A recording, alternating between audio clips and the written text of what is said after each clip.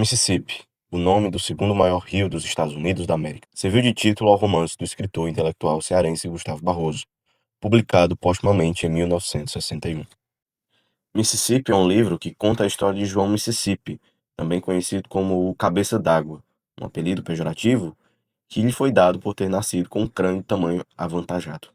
Não bastando isso, sua cabeça também foi deformada nos lados, por causa das precárias habilidades do médico, o Dr. Rufino. Já o sobrenome, Mississippi, veio como uma herança do seu falecido pai, que tinha um negócio de secos e molhados, chamado pela denominação do rio norte-americano, e que acabou adotando-o como seu próprio nome de família. Da mesma forma, chamou de Sítio Mississippi o pedaço de terra perto da praia, onde havia um chalé que comprou com o dinheiro adquirido através da exportação de algodão, no período da Guerra de Secessão dos Estados Unidos da América. No chalé moravam João junto à sua mãe, Dona Totônia, a irmã, Salvina, e a mãe preta e empregada alforriada da família, Chica Donga. Aqui, o autor, Gustavo Barroso, um cearense que foi advogado, professor, museólogo, contista, folclorista, cronista, ensaísta, romancista, imortal da Academia Brasileira de Letras e um grande ideólogo da política integralista. Expressa seu pensamento de forma muito sutil. Deboche dos estrangeirismos comerciais, logo através da razão de ser do nome do estabelecimento e da cultura burguesa, ao tornar o nome comercial um sobrenome familiar. O enredo atravessa diversas ações e acontecimentos de vários personagens marcantes, os quais cruzam caminhos das maneiras mais inusitadas que se possa imaginar, como o próprio autor antecipa em uma nota do livro. Os personagens deste romance saíram da vida real, de modo que a semelhança de qualquer um deles com personagem de ficção não passa de mera coincidência acidental. O que significa que é uma obra de conteúdo muito realista. A narrativa do romance é ambientada em Fortaleza, capital do Ceará, no início do século XX, em todos os seus pormenores, trazendo os locais conhecidíssimos como Passeio Público, Praça da Sé, Benfica, Parangaba, Praça da Estação, Mucuripe, Café-Java, Teatro São Luís, etc. Ainda há referências locais a personagens da época, tais como Campos Sales, a oligarquia Scioli, Oliveira Paiva e ainda o autor Rodolfo Teófilo, que é citado primeiramente através de sua cachaça, em vez de sua própria literatura. O livro varia entre uma linguagem erudita e uma popular, respectivamente, contendo um narrador alinhado ao português narrativo de sua época, além de citações a pensadores como Augusto Conte, demonstrando assim empenho acadêmico, e, por outro lado, trazendo o registro da linguagem comum dos cearenses através de gírias, expressões idiomáticas, ditados populares e seus conhecimentos ancestrais. Os personagens, em sua maioria, são de classes mais baixas e menos privilegiadas. Nesse fazer literário, há um empenho característico do integralismo. Todo esse detalhismo sobre sua região é o orgulho nacional, do falar do que é seu, aplicado ao estado do Ceará e, principalmente, à Fortaleza, mesmo que o faça de forma popular, utilizando o imaginário cultural do povo, devido ao seu caráter nacionalista. O faz de forma nostálgica, como quem sente falta dos tempos do Império e sente repulsa pelas transformações do moderno e liberal. No seguinte trecho, podemos observar indícios sutis de seu reacionarismo integralista, que chora por um passado idealizado. Por isso, pensou lá dentro da alma, a humanidade vive a catar nas ruínas e nos entulhos dos séculos os cacos do passado, com saudade de si mesmo.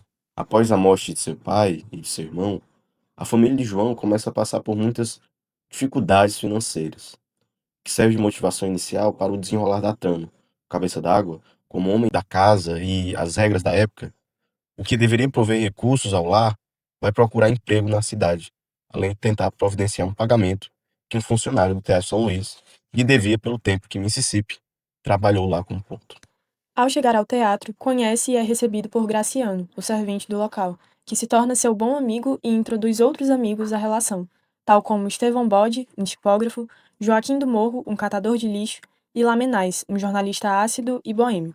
Além deles, cruzam o caminho de Mississippi Mr. Hyde e Abdullah, respectivamente um inglês e um turco, que se envolvem amorosamente com Margarida, uma modista local. Certo dia, a costureira flagrou o inglês com outra mulher e o atacou a pauladas, deixando a cidade toda tomar conhecimento da sua infidelidade. Por isso, ela se casa com um turco, na intenção de ter uma vida feita. Mas este último a abandona também, roubando seus pertences enquanto ela dormia. Mr. Hyde, por sua vez, busca esconderijo da humilhação pública, então decide tentar alugar um quarto no chalé do Mississippi. Mas a mãe de João, Dona Totônia, não deseja alugar quarto nenhum. O motivo é que os últimos clientes, além de não pagarem devidamente a hospedagem, engravidaram sua filha, a Salvina, e a abandonaram com duas filhas, deixando a impressão de que qualquer homem que dividisse casa com a jovem faria filho nela. Em meio às celebrações do casamento da modista e do turco, surge a figura do Teunas, um dos pais das filhas de Salvina.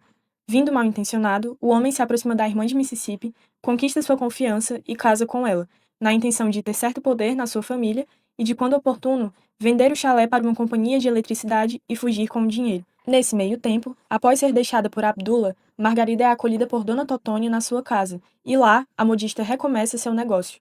Posteriormente, decide ir morar com Mr. Hyde, que procurava por ela e afirmava ter se arrependido de traí-la.